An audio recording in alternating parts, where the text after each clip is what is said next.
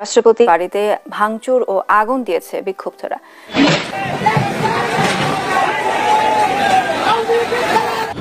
এই মুহূর্তে আওয়ামী লীগ বিরোধী একটা ঝড় তুফান সাইক্লোন প্লাবন যা আছে চলছে এবং সবচেয়ে মজার বিষয় হচ্ছে সবগুলো শক্তি এখন একত্রিত। মানে এবার আওয়াজ উঠছে ভাই রাষ্ট্রপতির ইস্যুতে। এক দফা এক দাবি, চুপ্পুর পদত্যাগ। সমাবেশ থেকে রাষ্ট্রপতির পদত্যাগ দাবি করেন বৈষম্য বিরোধী ছাত্র আন্দোলনের সমন্বয়করা। রাষ্ট্রপতি খুনি হাসিনার দ্বারা নিযুক্ত, সেই রাষ্ট্রপতিকে উৎখাত করতে হবে। আসসালামু আলাইকুম দর্শক, এতক্ষণ সংবাদের গুরুত্বপূর্ণ অংশ দেখেছেন। আরো কিছু গুরুত্বপূর্ণ তথ্য তুলে ধরবো, তার আগে অনুরোধ করবো যারা এখনো চ্যানেলটি সাবস্ক্রাইব করেনি অতি দ্রুত চ্যানেলটি সাবস্ক্রাইব করে সম্পূর্ণ ভিডিওটি দেখতে থাকুন।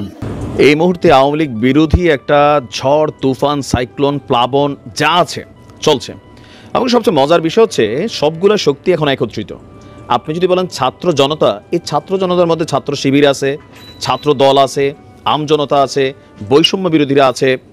গতকালকে রাত থেকে যা যা ঘটছে, 5ই আগস্ট এটার একটা ট্রেইলার শুরু হয়েছিল, কিন্তু কোথাও না কোথাও এটা থেমে গিয়েছিল। তো এটা দ্বিতীয় ধাপে আসলে এখন এই ঘটনাগুলো ঘটছে। 5ই আগস্ট পরবর্তী সময় শেখ হাসিনার প্রস্থানের পর যখন এই সরকার গঠন হলো, শপথ নিল, তখন রাষ্ট্রপতি শাহাবুদ্দিন চুপ্পু তাকে বাদ দেওয়ার জন্য, বহিষ্কার করার জন্য একটা আন্দোলনের ডাক উঠেছিল। এক পর্যায়ে আমরা দেখেছিলাম যে ছাত্রদের জনতার একাংশ রাষ্ট্রপতির বাসভবনের সামনে গিয়েছিলেন, সেখানে পুলিশ সেনাবাহিনী তারা প্রটেস্ট করেছিলেন। তো আজকের দিনে কার্যত বাংলাদেশে পুলিশ বলতে কোনো ভূমিকা আমরা দেখছি না, সেনাবাহিনী নিস্তব্ধ। তারপর হচ্ছে র্যাব, বিজিবি, বিডিআর, এই দেশে যে আইনশৃঙ্খলা বাহিনী আছে মোটামুটি আমরা দেখতে পাচ্ছি না। কেন? একটা উথাল পাথাল ঢেউ, এই ঢেউয়ের সামনে যেটা পড়বে। সাংবাদিক ইলিয়াস বলছিলেন যে গতকালকে বুলডোজার আনতে যদি সেনাবাহিনী বাধা দেয়, সেনাবাহিনীর উপর দিয়ে বুলডোজার চালাই দিতে জনতা কিন্তু দিত। এই মুহূর্তে পাবলিকের মাথায় যে জিনিসটা সওয়ার হয়েছে, ঘটবে, স্বাভাবিকভাবে সবাই একটা নীরব ভূমিকা পালন করছে। তো এই ভূমিকার মাঝখানে এবার আওয়াজ উঠছে ভাই রাষ্ট্রপতির ইস্যুতে।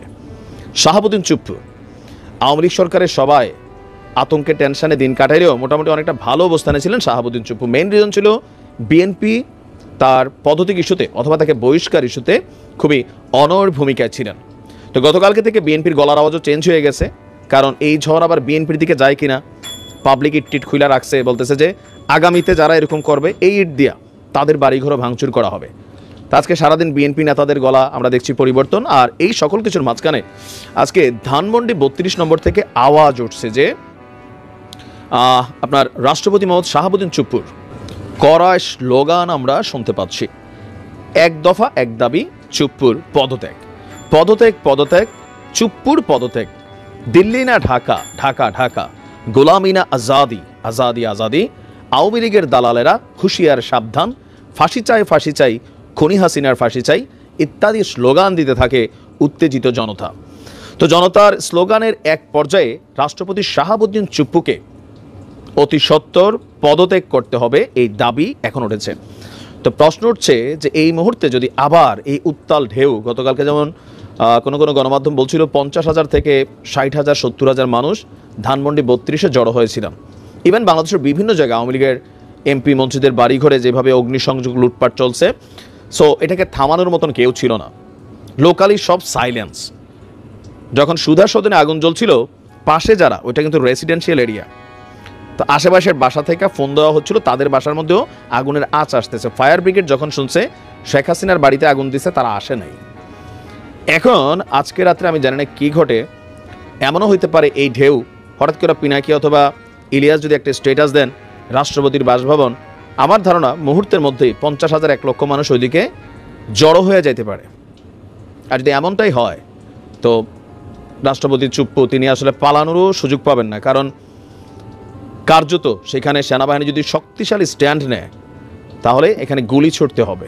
উত্তাল জনতা গুলিরে ভয় পাচ্ছে না রাইট নাও।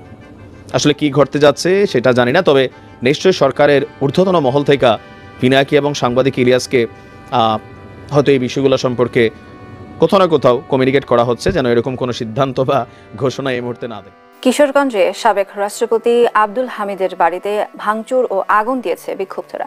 বিস্তারিত জানাতে সরাসরি যুক্ত হচ্ছে সহকর্মী তোফায়েল আহমেদের সাথে। তোফায়েল, এখন কি পরিস্থিতি বিরাজ করছে সেখানকার বিস্তারিত নিয়ে আমাদের জানাবেন। জি শাইনা, আপনি যেমনটা বলছিলেন আসলে এই কিশোরগঞ্জে কিন্তু আপনি জানেন যে গত 5ই ফেব্রুয়ারি এই যে পতিত সরকারের যে ছিলেন যে শেখ হাসিনা, তার এই ভারতে বসে বক্তব্যের প্রতিবাদে কিন্তু কিশোরগঞ্জেও এই যে 32 নম্বর ঢাকার যে 32 নম্বর বাড়ি যে ভাঙচুর হয়েছে সেটির ধারাবাহিকতা কিশোরগঞ্জেও কিন্তু ভাঙচুর চালানো হয়েছে। এবং আমরা গতকাল আসলে যেটি আমরা দেখেছি যে কিশোরগঞ্জের যে জেলার যে আওয়ামী লীগ অফিসটি যেটি রয়েছিল, জেলা আওয়ামী লীগ অফিস, সেটি কিন্তু ভাঙচুর চালিয়ে এবং বুলডোজার দিয়ে কিন্তু গুড়িয়ে দেওয়া হয়েছে। তারই ধারাবাহিকতায় কিন্তু কিশোরগঞ্জের যে সাবেক যে রাষ্ট্রপতি ছিলেন আব্দুল হামিদ, তারও বাসায় কিন্তু ভাঙচুর হয়েছে। আমি এখন দাঁড়িয়ে আছি, দেখতেই পাচ্ছেন আমার পেছনেই ঠিক আসলে এখানকার যে উৎসুক জনতা তারা সকাল থেকেই কিন্তু এই বাসাটি আসলে তারা দেখতে আসছেন। আমরা বাসাটি এখন বাসার যে ভিতরের যে পরিস্থিতি যদি বলি যে একটা ধ্বংসস্তূপে আসলে এখানে রূপ নিয়েছে।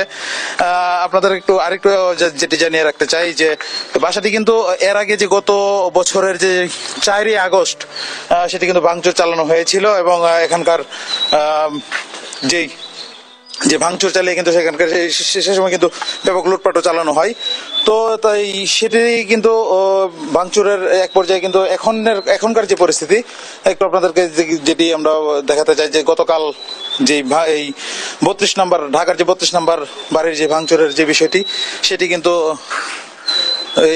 সেটির ধারাবাহিকতা কিন্তু গতকালকে কিন্তু এই সাবেক রাষ্ট্রপতি আব্দুল হামিদের বাসায় কিন্তু অগ্নিসংযোগ সহ ভাঙচুর চালানো হয়েছে। আমরা আসলে এখনকার প্রিয় দর্শক, সংবাদটি পুরোপুরি দেখার জন্য আপনাকে ধন্যবাদ। আপনারা জানেন বর্তমান বাংলাদেশের পরিস্থিতি অনেকটাই শোচনীয়। রাজনৈতিক অঙ্গনে বিশেষ ঝড় উঠেছে, যেটি আপনারা জানেন জামায়াত ইসলামী ও বিএনপির মধ্যে, যেটি নিয়ে অবশ্যই সকলের মধ্যে একটি দ্বন্দ্ব দেখা দিয়েছে। প্রিয় দর্শক, তারই আলোকে ভিডিওটি এবং আপনার কি মতামত সেটি অবশ্যই কমেন্ট করে জানিয়ে দেবেন এবং পরবর্তী এরকম ভিডিও পাওয়ার জন্য আমাদের এই চ্যানেলটি অবশ্যই সাবস্ক্রাইব করে আমাদের পাশে থাকবেন এবং আমাদের সাথে থাকবেন। সকলে ভালো থাকুন, সুস্থ থাকুন। আল্লাহ হাফেজ।